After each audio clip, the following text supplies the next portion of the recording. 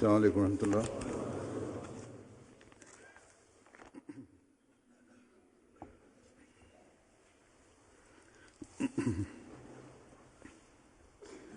أشهد أن لا إله إلا الله وحده لا شريك له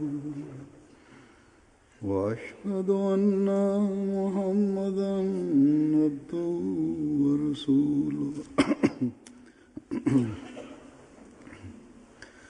أما بعد فأعوذ بالله من الشيطان الرجيم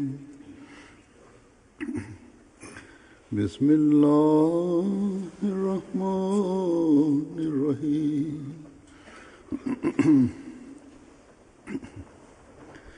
الحمد لله رب العالمين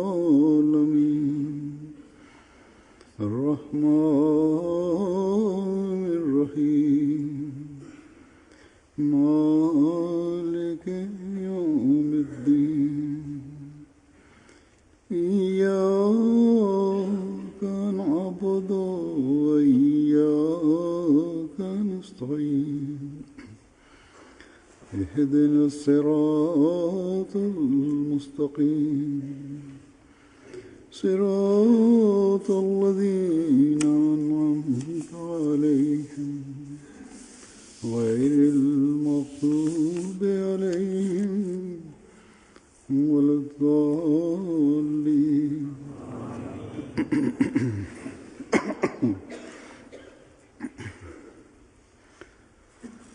दुनिया में बहुत सी बातें, बहुत से लोग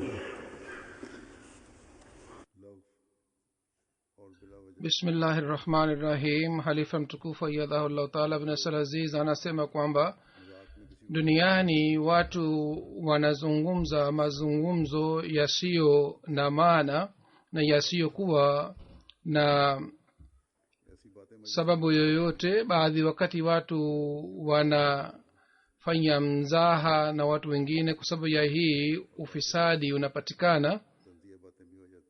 Baadhi wakati mazungumzo yanazungumzwa katika hafla yasiyo na maana, na watu wanasema maneno tu bila kuwa na sababu yoyote, na baadhi wakati wanafanya dhihaka na mzaha na mambo ya kichekesho.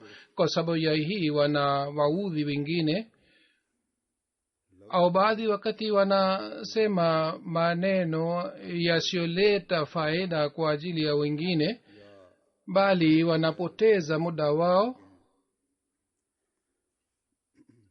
Neno lagh maana yake ni kuzungumza maneno yasiyo na maana au kuzungumza bila kufikiria na bila kujua maana yake, na vile vile maana yake ni kuzungumza mazungumzo ya wajinga. Ndani ya Qur'ani tukufu Mwenyezi Mungu amewazuia waaminio kwamba wasizungumze maneno ya aina hii ambayo yasiyo na maana. Hazrat Muslim radhiyallahu ta'ala anhu kwa kueleza maana ya amri hii ya Mwenyezi Mungu anaeleza mfano mmoja ulioelezwa na Sayyidina Ahmad alayhi salatu wassalam. Amesema kama waiza marru billagwi marru qirama. Sifa ya maaminio iliyoelezwa ni hii kwamba anapoona kitu chochote cha ufidhuli, yeye anapita karibu na kile kitu kwa heshima, hajishughulishi katika jambo lile. Anasema Muslim Maud kwa kutoa mfano wa wanawake, anasema kwamba wanawake wanajiingiza sana katika mambo ya ufidhuli. Ingawa Hazur anasema siku hizi hali ya wanaume pia ni aina hii. Wanawake wanakuwa na tabia hii ya kuwauliza wengine kwamba ulinunua wapi mavazi haya. Hazur anasema mambo haya madogo madogo pia ni ufidhuli. Wanaulizwa kwamba ulipataje, ulitengeneza wapi dhahabu hii. Mambo haya yote ni mambo ya dunia, hayana faida yoyote. Baadhi wakati wanawake wanakuwa karibu na wale wawili wanaozungumza, wanapata athari mbaya. Hadhrat Musleh Maud anasema kwamba wanawake hawakai kwa utulivu mpaka wajue historia yote ya kile kitu. Hadhrat Masih Maud al-Islam alikuwa akieleza kwamba mwanamke mmoja alitengeneza pete, lakini hakuna yeyote aliyejali kuhusu pete yake. Pete ile ilikuwa ya dhahabu, na yeye kwa sababu ya hii akachoma nyumba yake. Watu wakamuuliza, je, kuna kitu chochote kilichosalimika? Akasema kwamba hakuna kitu chochote kilichobaki isipokuwa pete hii tu. Mwanamke mmoja akamuuliza, wakati gani ulitengeneza pete hii? Pete hii ni nzuri sana. Yule mwanamke akasema kwamba ungeniuliza swali hili kabla nisingechoma nyumba yangu. Hadhrat Musleh Maud anasema kwamba tabia hii si ya wanawake tu, bali wanaume pia wanakuwa na tabia hii. Wao pia wanaanza kuuliza maswali bila kuwa na sababu yoyote. Baada ya kusalimia wanaanza kuuliza kwamba umetoka wapi na unaenda wapi, unapata mapato kiasi gani. Sasa angalieni, mtu mwingine ana sababu gani ya kuuliza maswali ya aina hii? Kisha anatoa mfano wa wazungu, mfano wa wazungu kwamba wao hawana tabia hii, kwamba wao waulizane kwamba unafanya kazi wapi, umesoma mpaka wapi, na unapata posho kiasi gani. Wao hawana tabia ya kufanya utafiti ya aina hii. Basi laghu si kitu kile tu ambacho kina udhi mwingine, bali jambo lolote lisilo na maana ni ndani ya laghu. Hadrat Masih Maud alayhi salatu wassalam anaeleza maana yake hivi pia, kwamba mtu afanye kitendo kisicholeta faida wala kisicholeta hasara. Mambo haya ni ya ufedhuli. Basi mwaminio analazimika kwamba azungumze mazungumzo yenye maana na asizungumze maneno ya ufedhuli. Hazuru anasema tunapochunguza tunakuta watu wengi wanazungumza maneno yasiyokuwa na maana wala faida. Hazuru anasema kwamba mifano kadhaa iliyoeleza Sayyidina alayhi salatu wassalam, Hadhrat Musleh Maud ameeleza mifano hii. Sasa mimi nitaeleza mifano hii mbele yenu. Hadhrat Musleh Maud anasema Sayyidina alayhi salam alikuwa akieleza kichekesho moja kwamba mfanyakazi moja alipita karibu na Lahori. Alikuwa akichukua mzigo ya watu wengine, walikuwa akisafisha uchafu, alikuwa akichukua takataka. Yeye akaona kwamba mjini kuna kelele sana, mabaniani na waislamu wote, kina mama kina baba wote wanalia. Yeye akauliza sababu yake ni nini. Aliambiwa kwamba Raja Ranjit Singh amekufa. Hadhrat Musleh Maud anasema kwamba wakati ule singa walikuwa hawatawali, lakini viongozi wao wengine walifanya vitendo vibaya kiasi hiki kwamba walileta uharibifu sana. Lakini wakati wa Ranjit Singh amani na usalama ulipatikana. Dhuluma iliyotendewa na singa si zulma ile, si wakati wa Ranjit Singh. Wakati serikali na watu walikuwa wamegawanyika katika makundi mbalimbali, na Raja Ranjit Singh alikuwa na juhudi ya kuleta amani katika jamii, na yeye pia alikuwa anawatendea waislamu vizuri. Hadhrat Musleh Maud anaeleza zaidi kwamba hata mawaziri wa Ranjit Singh walikuwa waislamu, baba wa Sayyidina alayhi salatu wassalam. Hadhrat Musleh Maud anasema kwamba babu yetu pia alikuwa katika mwanajeshi wake. Hata waislamu wengine walipata vyeo vikubwa kwake. Kwa kuona hali hii ya amani ilipatikana wakati wake, na kwa kukumbuka ufisadi uliopatikana kabla yake, wote walihuzunika kwa sababu ya kifo chake, na watu walikuwa nalia sana. Yule mtu alikuwa anachukua takataka, akauliza sababu ya kulia ni nini. Watu wakasema kwamba Raja Ranjit Singh amekufa, na yeye akaanza kumuona yule mtu kwa kushangaa sana, na akasema kwamba kwa nini watu wanakosa utulivu kwa sababu ya kifo chake na wanalia sana. Hata baba yangu amekufa. Raja Ranjit Singh ni nani? Kwa kueleza kichekesho hiki Sayyidina Alayhi Salatu alikuwa akisema kwamba mtu ambaye anaheshimu kitu, kile kitu kinakuwa kubwa kwake. Baba yake alikuwa alimtendea vizuri yule mtu, ndio maana alikuwa mpendwa wake. Raja Ranjit Singh ingawa alikuwa kiongozi wa watu malaki na malaki, lakini alikuwa si miongoni mwa wale ambao yule mtu alikuwa akiwajua, ndio maana alikuwa haoni umuhimu wake. Na kwa sababu yeye alisema kwamba baba yangu alikuwa na mwenye heshima sana, alistahili aheshimiwe. Hata kama yeye amekufa na Ranjisi kama amekufa, basi kuna sababu gani ya kuulia? Hazur anasema kwamba watu wanadharau vitu kadhaa kwa sababu ya kutokuwa na elimu. Kwa mfano, mtoto akipewa lulu, yeye hataheshimu lulu kwa sababu hajui thamani yake ni nini. Basi mwaminio kwa vitendo vyake na kwa sababu ya kuwasaidia wengine na kwa sababu ya kuwafanyia ihsani wengine, anatakiwa atengeneze heshima yake.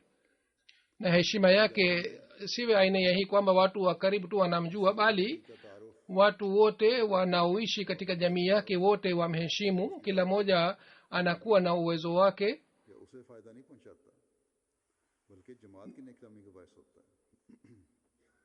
na sawa na uwezo kila mwanajumuiya anayoishi katika jamii, kujulikana kwake haibaki kwa ajili yake tu, bali ikiwa anafanya kitendo kibaya jumuiya inapata fedheha.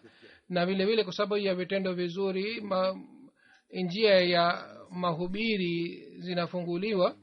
Ikiwa yule mwanajumuiya analeta athari nzuri juu ya wengine, kwa sababu ya hii watu watajua uhakika wa Islam ni nini. Hazur anasema kwamba amani na usalama ya dunia kwa ajili ya usalama ya dunia ni mafundisho ya Islam tu ambayo yanaweza kuleta amani kweli kweli.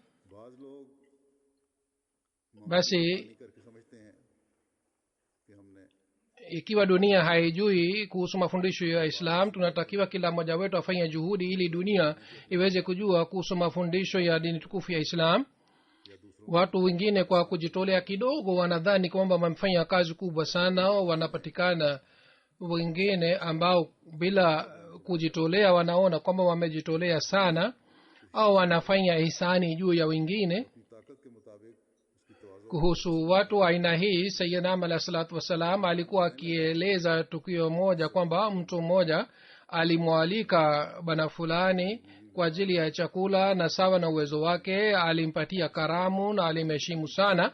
Wakati mgeni alipokuwa karibu kuaga, mwenye nyumba akaanza kumwomba msamaha kwamba mke wangu alikuwa mgonjwa na vile vile nilikuwa na shida zingine, kwa hiyo sikuweza kukuhudumia vizuri, nategemea kwamba utanisamehe. Kwa kusikia hii, yule mgeni akasema kwamba mimi najua kwamba unasema maneno haya kwa sababu ya hii kwamba ni kusifu na nikubali ihsani yako.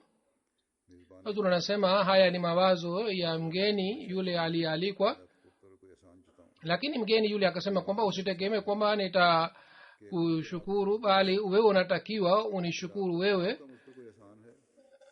Yule mwenye nyumba akasema mimi sina nia ya kusema kwamba unishukuru, bali mimi kweli kweli najuta kwamba sikuweza kuhudumia vizuri, lakini ikiwa wewe umenifanyia ihsani fulani, basi niambie ili nikushukuru kwa sababu ya ihsani yako. Kwa kusikia hii, mgeni akasema kwamba hata useme nini, najua una moyoni mwako ni nini, ni unataka nikusifu au nikushukuru. Na mgeni akasema kwamba kumbuka kwamba umenipatia chakula tu, huku nifanyia kitu chochote zaidi ya hii, na mimi nimekufanyia ihsani kubwa sana. Angalia chumba chako, mahali ambapo ulinikalisha, kule kuna vifaa vyenye thamani ya maelfu na maelfu. Wakati ulipoenda nyumbani kwa ajili ya kuchukua chakula, ningechoma vitu hivi vyote, na vitu hivi vyote vingechomeka. Na je, niambie, je kuna kitu chochote kinaweza kubaki ikiwa ningechoma? Lakini mimi sikufanya hivi. Yani yule mgeni akasema hivi, je, hii si ihsani yangu niliyofanya juu yako? Kwa kusikia hii, mwenye nyumba akasema kwamba ni kweli umenifanyia ihsani kubwa sana, kwa hiyo mimi nakushukuru kwa sababu ya ihsani hii kwamba hukuchoma nyumba yangu. Sasa angalieni, kuna mtu aina hii pia, badala ya kutambua ihsani na ya mtu, na badala ya kumshukuru mtu ambaye alifanyia ihsani, yeye anaona kwamba yeye amemfanyia ihsani. Basi maaminio anatakiwa kwa kweli kweli amshukuru yule aliyemfanyia ihsani, badala ya kusahau ihsani yake kama alisahau huyu mgeni. Halifa mtukufu anasema kwamba Hazrat Muslih Maud radhiyallahu ta'ala anhu aliwasihi wabashiri pia, na alitoa mfano mmoja alioeleza Sayyidina alayhi salatu wasalam. Hazrat Muslih Maud anasema kwamba Sayyidina Ahmad alayhi salatu wasalam alikuwa akisema kwamba kulikuwa mfalme fulani ambaye alikuwa mfuasi wa pir fulani, na alikuwa akimwambia waziri wake kwamba ukutane na piri wangu. Waziri kwa sababu alikuwa anajua uhakika wa piri, kwa hiyo alikuwa hataki kwenda naye. Hatimaye siku moja mfalme alipomwendea piri, akachukua waziri wake pia pamoja naye. Yule piri kiongozi wa mfalme akamwambia mfalme kwamba kutoa huduma ya dini ni kitu kizuri sana. Mfalme Skandar alihudumia Islam, na kwa sababu hii yeye ni mashuhuri sana. Kwa kusikia hii, yule waziri akasema kwamba mheshimiwa, angalia hali ya elimu ya pir ya historia. Yani Skandar alikuwa kabla ya Islam, lakini pir akasema kwamba Skandar Azam alihudumia Islam sana, ndiyo maana ni mashuhuri sana.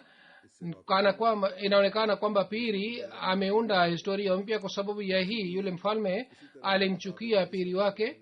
Kwa kueleza tukio hili, Sayyidina alayhi salam alikuwa akisema kwamba kujua kinachoendelea ni nini katika hafla ni muhimu sana.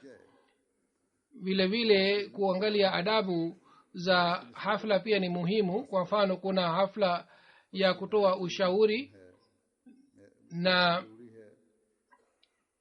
awe mtu mtaalamu wa hali ya juu, na yeye badala ya kutoa rai yake aende pale na alale pale, basi watu hawatamheshimu, bali yeye atapata fedheha kule.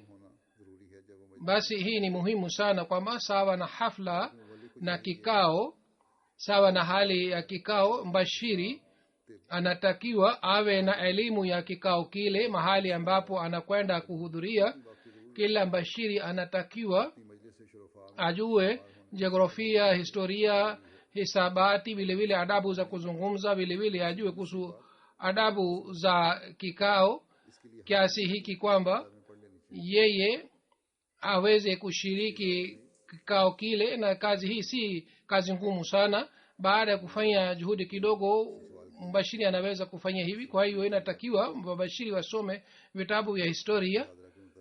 Vile vile huzuri anasema kwamba siku hizi wabashiri wetu wanaulizwa maswali mbalimbali sawa na hali ya siku hizi, kuhusu mambo yanayoendelea duniani siku hizi. Baadhi wakati kwa sababu wabashiri hawasomi magazeti, ndio maana hawajui hali inayoendelea, au hawasikilizi habari, ndio maana hawajui majibu ya maswali. Au baadhi wakati hawasomi kwa makini, na ndio maana hawajui majibu ya maswali. Kwa sababu ya hii watu wa dunia wanapata athari mbaya, na mimi napokea mashitaka kutoka sehemu mbalimbali. Kwa hivyo kujua hali ya mazingira ni muhimu, na mahali ambapo mnakwenda lazima mupate elimu na taarifa ya kikao kile kisha mwende kuhudhuria. Hazur anasema Sayyidina alayhi salam ameeleza mfano mmoja. Sayyidina alayhi salam alikuwa akisema kwamba mtu mmoja alikuwa na vijana wawili na aligawa mali yake baina yao. Mtoto mdogo kwa kuchukua mali yake yote akahama na kaenda mbali, na baada ya kwenda kule yeye akapoteza mali yake yote katika vitendo vibaya. Hatimaye akaanza kufanya kazi kule kwa kuwa mchungaji wa mbuzi, yani alipoteza mali yake yote. Kwa katika hali yeye akadhani kwamba baba yangu anawalisha watumishi wengi sana, wafanyakazi wengi sana, lakini mimi nakufa na njaa hata kama anafanya kazi hii ya kuchunguza mbuzi. Ni vizuri mimi ni mwendee na nimwambie kwamba yeye pia anifanyie, anichukue kama mfanyakazi wake. Yeye akarudi kwa baba yake, na baba kwa kumuona akafurahi sana, na akawaambia yule baba akawaambia wafanyakazi wake kwamba chinjeni mbuzi na mpike ili tule, kwa sababu ya furaha ya hii kwamba mtoto wake amerudi. Baadaye yule mtoto wake mkubwa pia aliporudi, ambaye alipewa mali na alianza kufanya biashara, yeye hakupendelea kitendo hiki cha baba yake, kwamba huyu mdogo, kwa sababu ya hii kwamba mdogo wake alisema amepoteza mali yote na anaheshimiwa sana, na mimi kwa muda mrefu natoa huduma, na mimi akamwambia baba yake kwamba siku asi, lakini wewe hukunipati hata mbuzi mmoja kwamba nisherekee pamoja na marafiki zangu. Lakini mtoto wako huyu ambaye amepoteza mali yako yote katika starehe, kwa ajili yake huyu wewe umemchinja ng'ombe mmoja.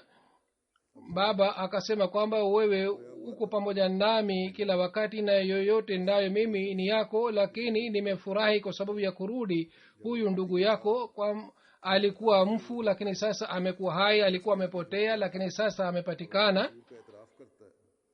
Basi yule mtu ambaye anafanya makosa na baada ya kukosea anapomwendea Mwenyezi Mungu anainama mbele yake na anakiri dhambi zake zote, na kwa kufanya hivi anajuta. Katika hali hii Mwenyezi Mungu anakubali tauba yake na anamrehemu zaidi kuliko zamani. Basi muaminio pia anatakiwa afuate sifa za Mwenyezi Mungu. Ikiwa yeye anapenda Mungu amrehemu, yeye pia anatakiwa kwa kufuata sifa za Mwenyezi Mungu.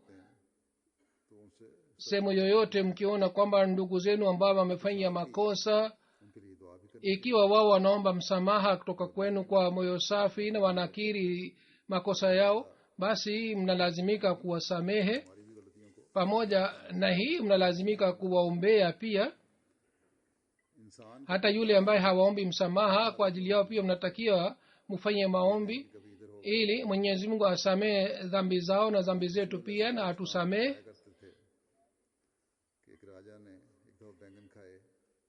Hazur anasema kwamba vitendo vya binadamu vinatakiwa viwe vizuri, imara kila wakati, yeye asitelezeke.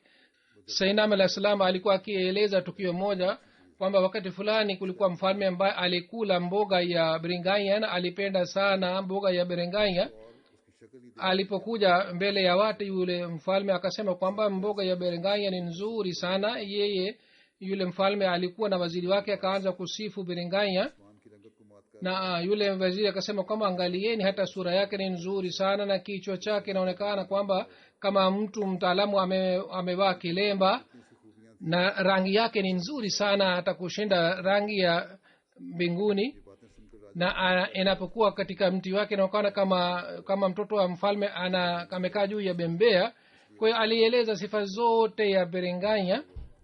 Kwa kusikia maneno haya mfalme akapata shauku ya kula biringanya. Kwa hiyo aliendelea kula biringanya kwa siku kadhaa, na biringanya inakuwa na athari ya joto fulani. Kwa sababu ya hii mfalme akawa mgonjwa.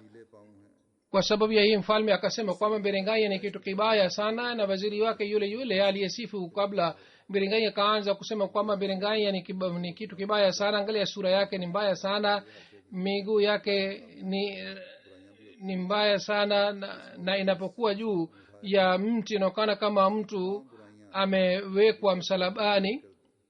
sayyidina alayhi salam anasema kwa sababu kila kitu kinakuwa na sifa nzuri na mbaya, basi yule waziri akaeleza sifa zake mbaya zote za Biringanya. Watu walikuwa wamekaa pale, mmoja wao akasema kwamba hii ni nini? Jana ulikuwa na sifu na leo unasema kwamba Biringanya ni kitu kibaya sana. Hii ni nini? Kwa nini unafanya hivi? Angalau useme kweli. Yule waziri akasema kwamba mimi ni mfanyakazi wa mfalme, si mfanyakazi wa Biringanya. Alifa mtukufu ayyadahullah ta'ala birasal aziz anasema kwamba katika dunia ya Waislamu sisi tunakuta hali ya aina hii. Kwa kuona hali yao hii tunatakiwa tupate mafunzo sawa na vitendo na amali. Waislamu walitakiwa wawe na vitendo vizuri zaidi kushinda wengine, lakini kwa bahati mbaya vitendo vibaya zaidi kushinda wengine vyote ni vitendo vya Waislamu.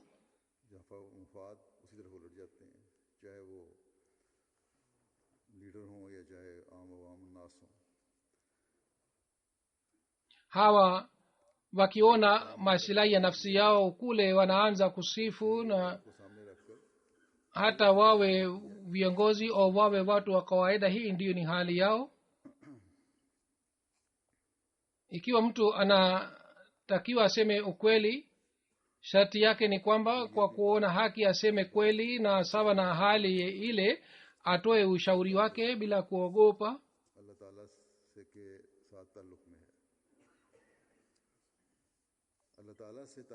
Kisha kuna tukio lingine pia nataka nieleze.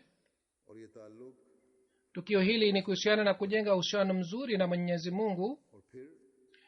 Kwa hakika dawa ya shida zote ni kujenga uhusiano mzuri na Mwenyezi Mungu, na hali hii inapatikana kwa kumcha Mwenyezi Mungu.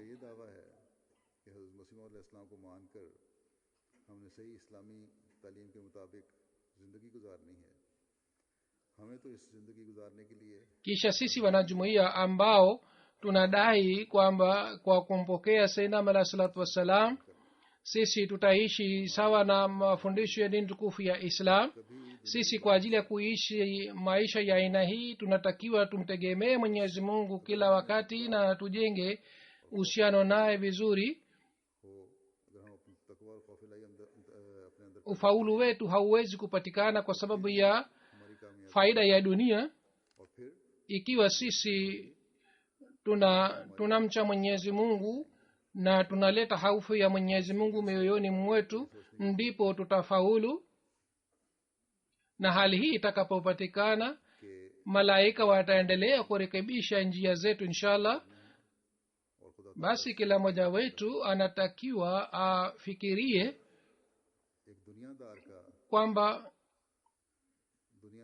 kwamba tutafanya juhudi ya kumcha Mwenyezi Mungu na tutakuwa karibu na Mwenyezi Mungu.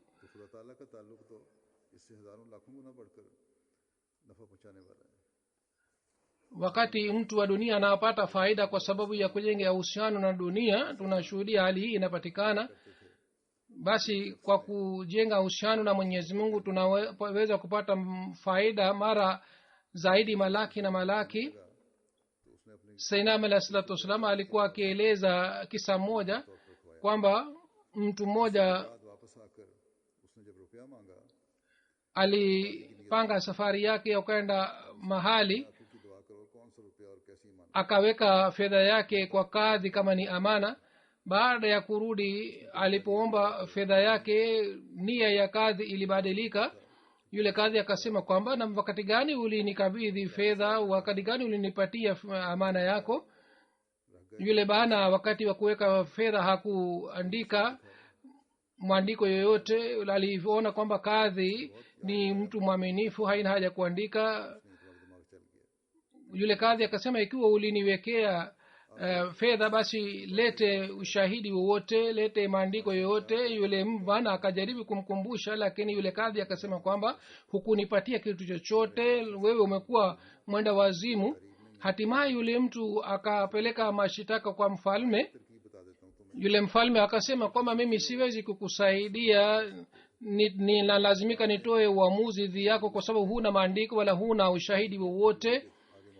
lakini nakushauri kitu kimoja, ikiwa wewe ni mkweli unaweza kufaida kutoka katika ushauri wangu huu, siku fulani mimi nitatoka nje pamoja na watu wangu, na kazi pia atakuwa nje pamoja na watu. Wewe pia usimame karibu naye siku ile, mimi nitakuja karibu nawe, nitaanza kuzungumza nawe vizuri, na nitakuuliza kwamba kwa nini hukuja kukutana nami, kwa nini hatujaonana kwa muda mrefu. Wewe useme wakati ule kwamba nilikuwa na shida fulani, ndio maana sikuweza kuja kwako. Yule mtu akafanya vile alipoambiwa na mfalme. Kesho yake yule mtu akasimama karibu na kadhi. Mfalme akatoka nje, na mfalme badala ya kuzungumza na kadhi akaanza kuzungumza na yule mtu. Akasema kwamba ulienda na hukuja kukutana nami kwa muda mrefu sana. Yule mtu akaeleza hali yake, na yule mfalme akasema kwa nini hukukutana nami wakati uliporudi? Yule mtu akasema nilikuwa na shida fulani, kwa hiyo sikuweza kuja kwako. Mfalme akasema kwamba hata kwa vyovyote lazima ungekuja kwangu na ungekutana nami, na unatakiwa ukutane nami. Wakati mfalme alipokwenda mbele, yule kazi akamwambia yule mtu kwamba bana, uje hapa kidogo. Siku ile ulikuja na ulieleza kuhusu amana fulani. Mimi nimekuwa mzee, sikumbuki vizuri, niambie kwamba wakati gani uliweka amana yako. Kwa hiyo yule mtu akarudia maneno yale aliyowahi kusema. Kwa kusikia hii kazi akasema sawa, nakumbuka kwamba uliweka amana kwangu, kwa hiyo uje na uchukue amana yako. Kwa kueleza kisa hiki, Sayyidina alayhi salam alikuwa akisema kwamba hatutakiwi tuogope upinzani wa dunia. Hata mwanajeshi anaweza kutupatia hasara kwa kutumia bunduki. Vitu hivi vyote ni vya Mwenyezi Mungu. Mungu akisema kwamba usiwaudhi hawa, hawezi kuudhi, basi mtu anatakiwa ajenge urafiki na Mwenyezi Mungu, ajenge mapenzi na Mwenyezi Mungu. Na hii ndiyo ni njia ya kupata maendeleo, kwamba mtu awe mikononi mwa Mwenyezi Mungu na aende mahali ambapo Mwenyezi Mungu anampeleka. Hazur anasema kwamba mfano wa muamini mkweli ni nini. Sayyidina alayhi salatu wassalam alikuwa akitoa mfano wa muamini mkweli sawa na rafiki mkweli. Sayyidina alayhi salam alikuwa akisema kwamba kulikuwa mtu mtajiri, marafiki wa mtoto wake walikuwa si watu wazuri, vijana wazuri. Baba akamwambia kwamba hawa vijana si marafiki wazuri, wao kwa sababu ya tamaa yao wanakujia, pengine hawa wote hata mmoja wao si mtiifu wako wala si msaidizi wako. Yule mtoto akamjibu baba yake kwamba inaonekana kwamba hukupata rafiki mzuri, ndio maana una mawazo ya aina hii kuhusu marafiki zangu. Hawa wote marafiki zangu si wa aina hii, hawa wote ni wasaidizi sana na wako tayari hata kutoa nafsi zao kwa ajili yangu. Baba akasema kwamba si rahisi kupata rafiki mzuri. Baba akasema kwamba katika umri wangu wote mimi nimepata rafiki mmoja tu alikuwa mzuri, lakini yule kijana wake aliendelea kusisitiza maneno yake. Baada ya muda fulani yule mtoto akaomba fedha kwa ajili ya matumizi yake. Baba akasema kwamba mimi siwezi kukupatia msaada wote, uombe kwa marafiki zako wakupatie, wakusaidie, mimi siwezi kitu chochote cha kupatia. Baba kwa hakika alitaka yeye ajaribu marafiki zake. Wakati baba alipokataa na marafiki zake wote walipojua kwamba yeye amekataliwa msaada kutoka kwa baba yake, kwa hiyo waliacha kuja kwa rafiki zake, kwa rafiki yao. Na hatimaye yule mtoto wa mtajiri aliwaendea marafiki zake, na alipomwendea kila rafiki, alipopiga hodi aliambiwa kutoka nyumbani kwamba yeye hayupo nyumbani. Aliendelea kufanya hivi siku kucha, lakini hakuna hata mmoja alikuwa tayari kukutana naye. Jioni aliporudi, baba akamuuliza kwamba marafiki zako wamekutendea vipi? Akasema kwamba wote si wazuri, wote wametoa udhuru mbalimbali, lakini hakuna hata mmoja aliyenisaidia. Baba akasema, je, mimi nisikukwambia kwamba hawa si marafiki wazuri? Ni vizuri umepata uzoefu, sasa njoo nikuonyeshe rafiki yangu moja. Kwa hiyo akamchukua mtoto wake na akatoka nje kidogo, na rafiki wa baba yake alikuwa mwana polisi moja. Kwa hiyo baba na mtoto wote wakaenda nyumbani kwake, na baba akapiga hodi nje. Kwa ndani akasikia sauti kwamba subiri kidogo, na akatoka na kuja. Muda mrefu ilikuja, hakuna yeyote aliyetoka nje, na mtoto akaanza kufikiria moyoni mwake mawazo mabaya, na akasema kwamba baba, inaonekana kwamba rafiki yako pia ni sawa na marafiki zangu. Lakini baba akasema usubiri kidogo. Muda kidogo uliopita mlango ulifunguliwa, na mtu mmoja alikuwa ameshika upanga na alikuwa ameshika mkono wa mke wake, na katika mkono mmoja alikuwa na mfuko. Na baada ya kufungua mlango akasema kwamba naomba radhi, sikuweza kutoka haraka. Sababu yake ni hii kwamba wakati ulipopiga hodi nikajua kwamba lazima kuna jambo muhimu, ndio maana umekuja wewe mwenyewe, pengine usingekuja hapa wewe mwenyewe. Na nikadhani kwamba labda umepata msiba au shida yoyote. Nilikuwa na vitu hivi vitatu nimetoka navyo, ya moja ni panga na mfuko ambamo kuna fedha kiasi fulani, na vile vile ni mke wangu. Nikadhani labda kuna shida nyumbani kwako, kwa hiyo nimechukua mke wangu pia, na nimechelewa kwa sababu mfuko huu ya fedha nilifunika ardhini. Kwa hiyo nilianza kuchimba, nilichukua muda kidogo, na nimeshika upanga kwa sababu hii kama labda una shida fulani na niweze kukusaidia kwa kutumia upanga wangu. Nikadhani kwamba ingawa wewe ni mtajiri, lakini labda umepata shida ya aina hii kwamba umepoteza mali yako, kwa hivyo niweze kusaidia kwa fedha yangu. Kwa hiyo nimechukua hii fedha yangu nilikuwa ninayo.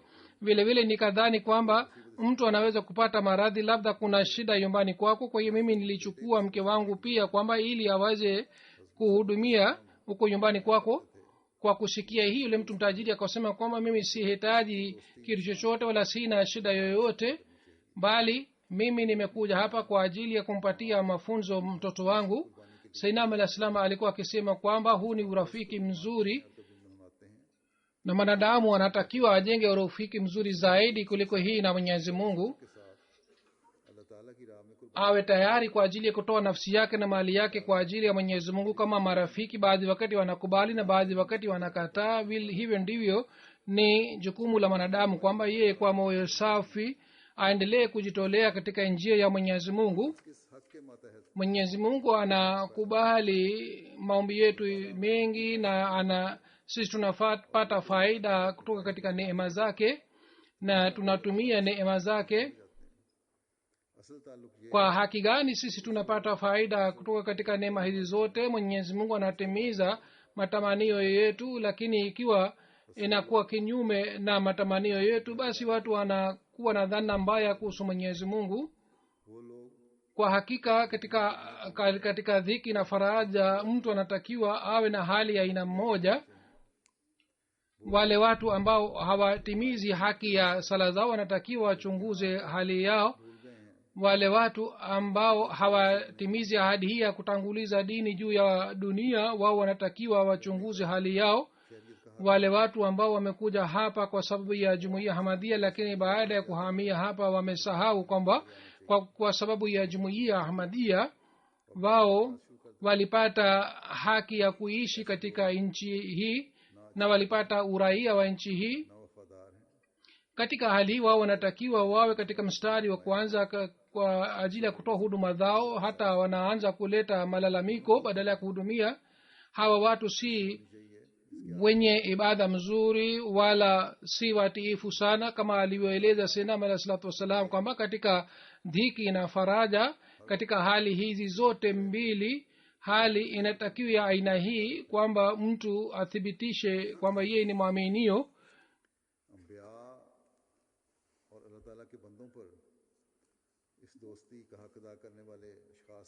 Kwa kukaa katika mlango wa Mwenyezi Mungu tunatakiwa tayari kwa ajili ya kujitolea kila wakati. Manabii na watumishi wa Mwenyezi Mungu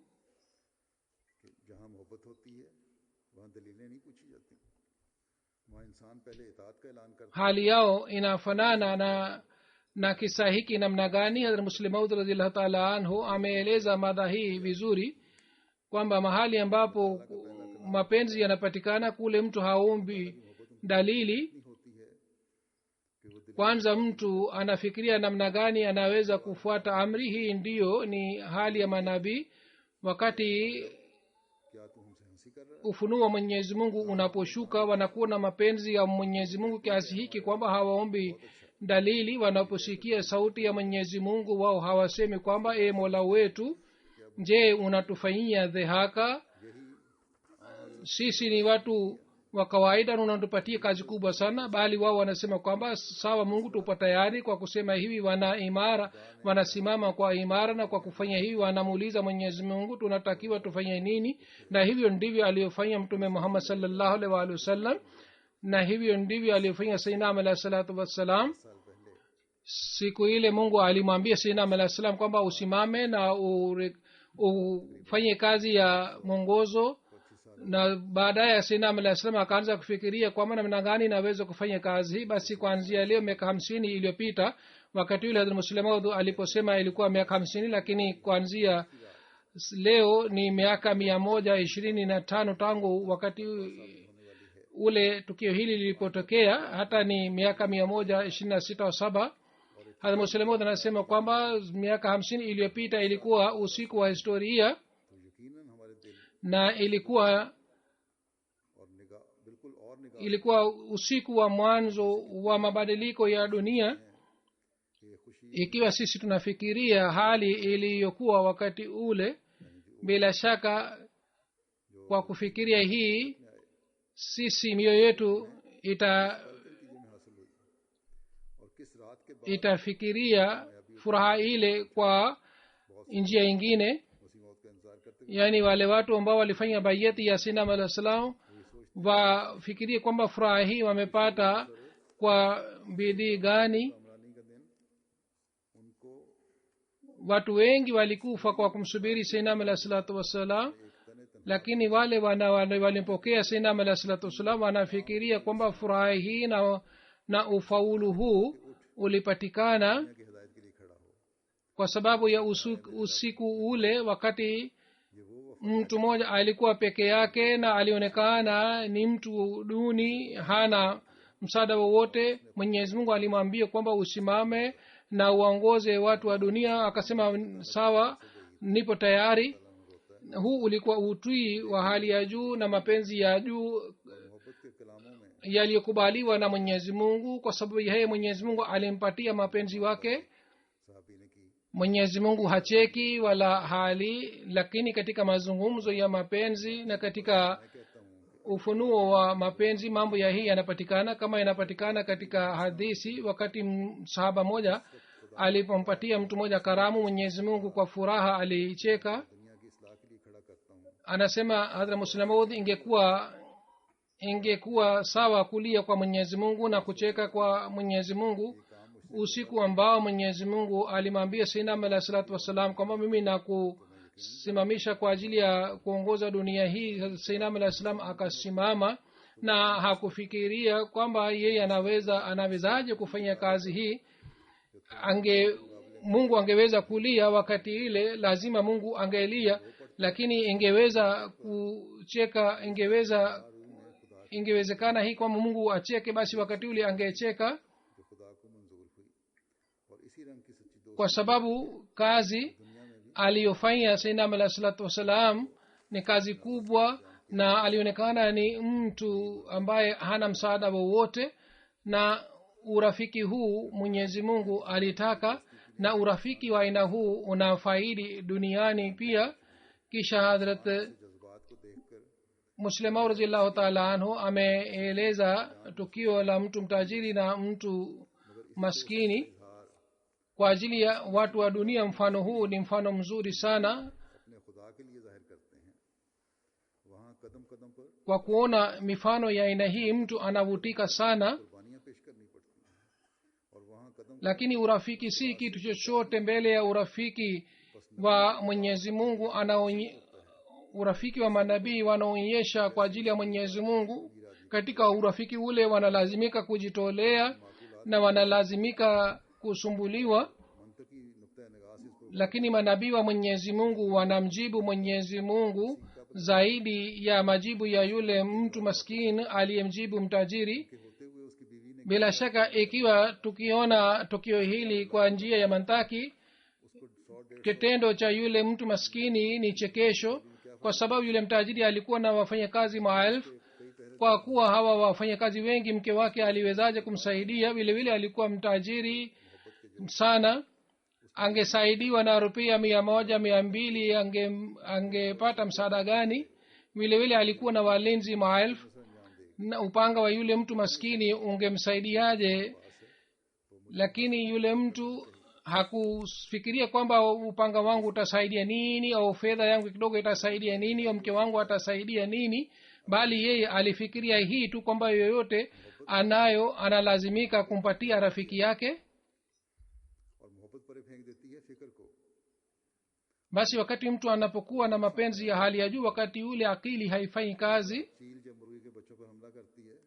na mapenzi yanamfukuza mbali akili, na mapenzi yanapeleka mbali fikira, na mapenzi yanakuja mbele. kama ndege anaposhambulia watoto wa kuku anakusanya watoto wake na anaweka chini ya mabawa zake.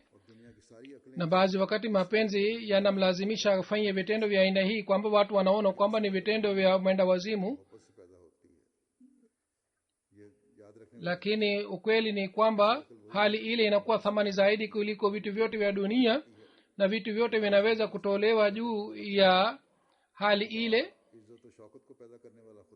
Hazur anasema akili halisi ni ile ambayo inapatikana kwa sababu ya mapenzi. nabii anaposikia sauti kwamba Mungu aliyeumba mbingu na ardhi, Mungu aliumba heshima, Mungu ambaye anaweza kuwafanya wafalme kuwa maskini na maskini kuwa wafalme, Mungu ambaye anaimarisha utawala, na Mungu ambaye anatoa mali na mtu ambaye anaweza kunyang'anya mali, na Mungu ambaye ni miliki wa kila kitu cha dunia. Anatoa sauti, anamwambia mtu ambaye anaonekana ni dhaifu, anasema kwamba mimi nataka msaada wako. na yule mtu ambaye ni dhaifu, yeye wakati ule hatumii akili wake, yeye hasemi kwamba Mungu unasema nini, je, Mungu unataka msaada kutoka kwangu? Wewe ni yule aliumba mbingu na ardhi, mimi ni mtu dhaifu, nawezaje kukusaidia? Wala yule mtu hasemi maneno ya aina hii, bali kwa kusikia sauti ya Mwenyezi Mungu anasimama na anasema kwamba labbaiki Mungu, mimi nipo hapa, nipo tayari kukusaidia. ni nani anayeweza kufikiria maneno haya? Yule tu ambaye anasikia ladha ya mapenzi. Muslimu anasema kwamba miaka 50 iliyopita, na tukihesabu kuanzia leo ni miaka 126, Mungu yule yule alitoa sauti ya aina hii. Alimwambia mtu ambaye alikuwa mtu wa kawaida, na alimwambia kwamba nisaidie, mimi nimedhalilishwa duniani, hakuna yeyote anayenitaja, mimi sina msaada wowote, mtu wangu nisaidie. yule mtu hakufikiria anayesema ni nani, na yule ambaye anaambiwa yeye ni nani. akili yake haikusema kwamba yule anayeniita yeye ana uwezo juu ya kila kitu, unawezaje kumsaidia? Kwa kusikia sauti hii, mapenzi ya Mwenyezi Mungu yalileta mchangamko moyoni mwake, na yeye bila kufikiria akasimama na akasema kwamba Mungu, mimi nipo tayari kukusaidia, mimi nitasalimisha dini, nitakuwa dini. basi siku hizi sisi ambao tunadai kwamba ni wafuasi wa yule aliyempenda Mwenyezi Mungu na aliyesambaza dini ya Mwenyezi Mungu, sisi tunaodai kwamba tumefanya bayati ya mtumishi wa Mtume Muhammad sallallahu alaihi wa alihi wasallam, ikiwa leo sisi tunaona kwamba kwa kuja kwa sayyidina alayhi salatu wassalam ahadi ya Mwenyezi Mungu ilitimia na bishara ya mtume Muhammad sallallahu alaihi wasallam ilitimia na Islam imehuishwa. Sasa kwa kupitia sayyidina alayhi salatu wassalam Islam itafika kila pembe ya dunia. Ikiwa sisi tumefanya ahadi ya bayat na sayyidina alayhi salatu wassalam kwa sababu ya hii kwamba tutakuwa wasaidizi wake katika kazi yake, basi katika hali hii sisi pia kwa uwezo wetu wote tunatakiwa kwa kutii amri zake tuje mbele na tuonyeshe mapenzi yetu ambayo tunayo na Mwenyezi Mungu na mtume wake. Tunatakiwa tulete mabadiliko mazuri ndani yetu na tunatakiwa tuboreshe utii wetu. Vile vile kwa ajili ya kujitolea tunatakiwa tuwe tayari. Kama yule mtu maskini alikuwa tayari kwa ajili ya rafiki yake mtajiri, Mwenyezi Mungu atujalie tuweze kufanya hivi. Amin. Alhamdulillah nahmaduhu wa nasta'inuhu wa nastaghfiruhu wa nu'minu bihi wa natawakkalu alayhi wa na'udhu billahi min shururi anfusina wa min sayyiati a'malina. من يهده الله فلا مضل له ومن يضلل فلا هادي له ونشهد أن لا إله إلا الله ونشهد أن محمدا عبده ورسوله. عباد الله رحمكم الله إن الله يأمر بالعدل والإحسان وإيتاء ذي القربى وينهى عن الفحشاء والمنكر والبغي يعظكم لعلكم تذكرون. اذكروا الله يذكركم وادعوه يستجب لكم ولذكر الله